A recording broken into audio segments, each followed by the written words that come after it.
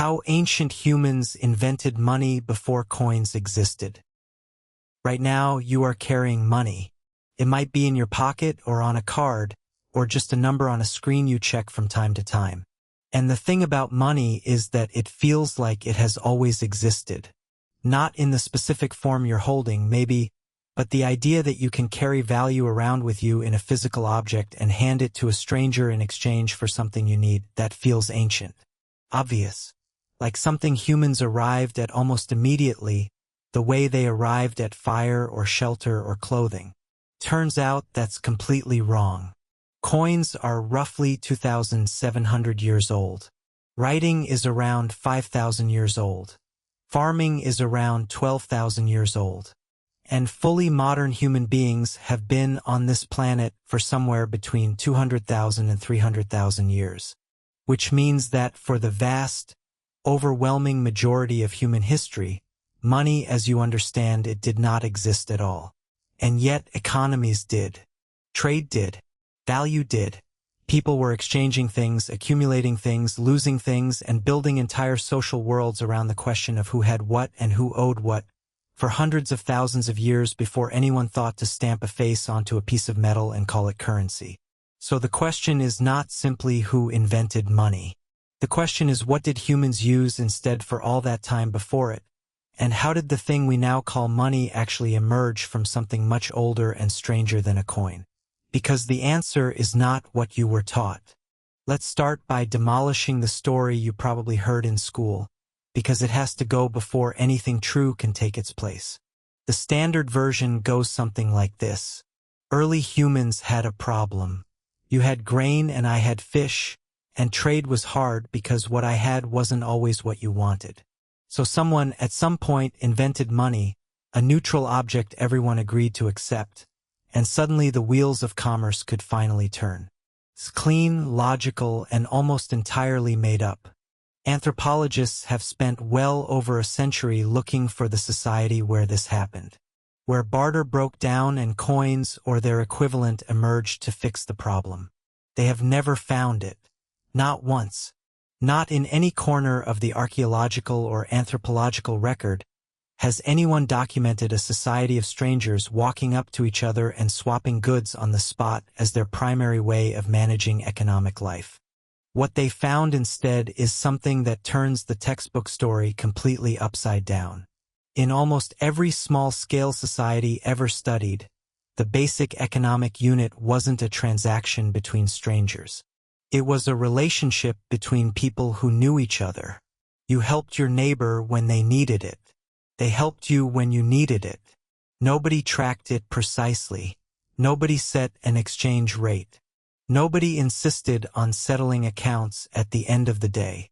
The whole thing ran on something far more powerful and far more ancient than any coin. It ran on obligation. The understanding woven deep into the fabric of every human community that if someone gives you something, you owe them something back, not necessarily the same thing, not necessarily right away, but something eventually in some form, and that the failure to make good on that obligation carried real social consequences. This is not a primitive version of money. This is a completely different thing. And it worked for tens of thousands of years in every human society on Earth. But obligation and memory have limits. They work beautifully in a group of 40 people who see each other every day. They start to break down as communities get larger. And as human populations grew, as settlements got bigger, as trade started happening between communities rather than just within them, people needed something new. Not money yet, but something to bridge the gap between the intimate world of known faces and the wider world of strangers.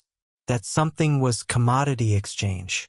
A commodity, in the economic sense, is any good that has broadly agreed upon value across a wide range of people and places. And what's remarkable is how many different things have served this function across human history, long before coins existed. Cattle in ancient Africa and the Near East were one of the earliest and most widespread. A cow or an ox was valuable in an obvious, visible, undeniable way. Everyone could see it. Everyone could count it. Its value didn't require anyone's promise or any institution's backing. The animal itself was the value.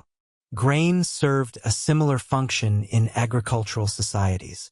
Grain could feed people, which meant it was always in demand, which meant it could always be exchanged. It was measurable, divisible, and storable, three qualities that made it function almost like a currency without anyone formally declaring it to be one. Salt, across extraordinary stretches of time and geography, served as one of the most powerful pre-coin commodities in human history. It was essential, scarce in many places, light enough to carry, and impossible to fake. The word salary comes from the Latin word for salt, because in parts of the Roman world, soldiers were paid in it. Obsidian, the volcanic glass that made the sharpest cutting tools in the ancient world, flowed across trade networks stretching hundreds of miles through routes that predate any written record. Shells, specific shells from specific waters, were carried inland by traders and used as stores of value across cultures from ancient China to the ancient Americas, in societies that had never had any contact with each other and arrived at the same solution independently. The pattern is striking. Humans reached for commodity exchange again and again, across every continent, separated by thousands of years, and the objects they chose weren't random. They shared a consistent set of qualities. They were scarce but obtainable. They were recognizable. They were durable enough to hold value over time. And crucially, they were portable. You could carry your wealth with you instead of leaving it tied up in land or grain stores that couldn't move. What commodity exchange created, slowly and without anyone planning it, was a new kind of economic language. A shared vocabulary of value that could cross the boundaries of specific communities and allow two strangers to do business without needing to know each other, trust each other, or agree on the worth of each other's specific goods from scratch. But commodity exchange had problems of its own. Cow is not divisible. You cannot give someone half a cow in exchange for a small amount of grain without both parties losing considerably. Grain rots. Salt gets wet. Obsidian is heavy. Shells are fragile. Every commodity that served as early money had real physical limitations that got in the way as economies became more complex. What early economies needed was something that separated the value from the object. Something that could be made in standardized sizes. Something that didn't rot or spoil or require feeding. Something small enough to carry in large quantities. And eventually, in a few different places on Earth, working independently, people arrived at the same answer. Metal. Specifically, metal that had been weighed and measured and certified as representing a fixed amount of value. In ancient Mesopotamia, well before coins existed, merchants were already using weighed amounts of silver as a medium of exchange. Not coins, just lumps of silver, weighed on scales, with their value determined by their mass. The scale itself was the guarantee. It was slow and cumbersome compared to a coin you could just hand over, but it worked. And it worked because silver had the qualities everything else had been reaching toward for thousands of years. It was scarce, durable, divisible, portable, and universally recognizable as something worth having. But weighed metal also revealed something important about what money actually is at its core. Because silver sitting in a lump on a scale doesn't have value because it's silver. It has value because two people agree that it does. And that agreement has to be backed by something. In face-to-face commodity exchange, the backing was the object itself. The cow was valuable because a cow is universally useful. But as trade networks expanded and weighed metal moved further from the communities where the original trust was established, a new problem emerged. How do you know this lump of silver actually weighs what the merchant claims? How do you know it hasn't been mixed with cheaper metal? You need something more than the object. You need a guarantee. And guarantees in the ancient world came from institutions. Temples in Mesopotamia served as early financial centers not by accident, but because they were the most trusted institutions in their societies. When a temple sealed a bag of grain or certified a weight of silver, people accepted the certification because they trusted the temple. The temple's authority was the backing behind the value. This is a crucial moment in the story, because it reveals something that modern people often miss. Money is not just a physical object. Money is a social technology. It only works because a large enough group of people agree that it works, and that agreement has to be underwritten by something, a community, an institution, a government with enough authority to make the agreement stick. The coin came as the logical endpoint of that process. The true coin, a stamped piece of metal whose weight and purity was certified by a government so you didn't have to weigh it every single time, arrived somewhere around 600 BC in the kingdom of Lydia in what's now Western Turkey. Someone stamped a mark onto an electrum nugget, a natural alloy of gold and silver, and thereby guaranteed its value without the need for a scale. The stamp meant you didn't have to weigh it. The government behind the stamp meant you didn't have to worry about whether it was real. You could hand it to a stranger in an unfamiliar city and they would take it, not because they knew you, not because they trusted you personally, but because they trusted the mark.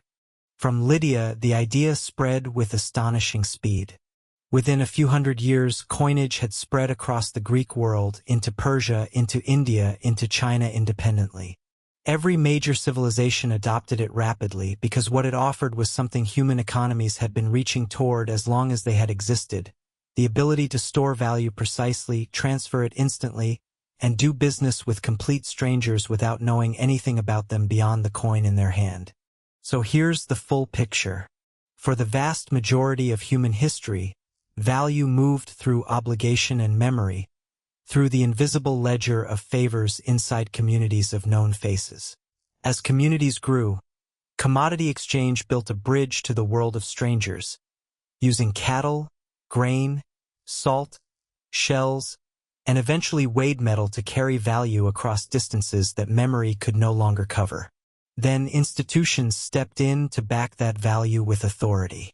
And finally, the struck coin collapsed all of that into something small enough to fit in a palm, standardized enough to need no explanation, and trusted anywhere a government's mark was recognized. Money didn't arrive as a solution to barter. It arrived as the final step of a process that took hundreds of thousands of years, built on layers of human ingenuity that each solved a problem the previous layer couldn't handle. You are carrying the end result of all of that. The small piece of metal or the number on a screen in your pocket is not a simple thing. It's the product of an evolutionary process longer than civilization itself. The answer to a question that humans have been working on since long before anyone knew it was a question.